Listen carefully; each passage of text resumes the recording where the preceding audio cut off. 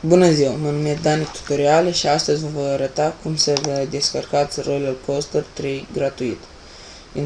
Intrați pe Google, scrieți acest site. Dați click pe primul, vă va apărea această imagine. În tablița aceasta scrieți numele jocii. Noi scriem Roller Coaster.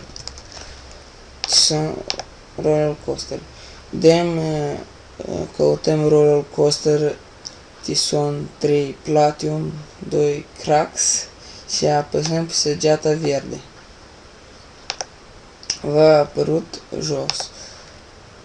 Îi dăm click să o descărcăm de pe torrent și joaca, după ce s-a încărcat, o instalați, așteptăm să se încarce.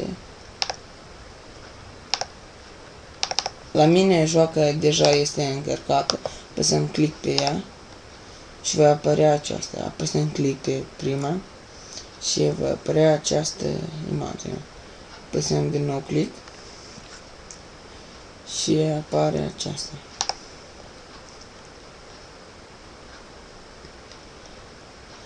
Aici vă arată și e necesar ca joaca să meargă bine. Eu am o carte grafică ATI mobilizarea de 1 HD 4650 apăsăm pe joacă dacă vrea să deschidă.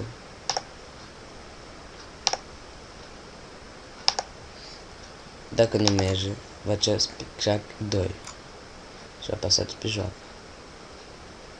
Dar poate să nu meargă la mine, că eu m-am încărcat-o pe ordonatorul meu. Dar să așteptăm o leac toți. Voi apăsați pe dânsă și faceți next și detașați. Și pe asta joaca și încărcat și jucați-vă. Dacă la mine nu merge, eu vă las și... Mulțumim, la revedere!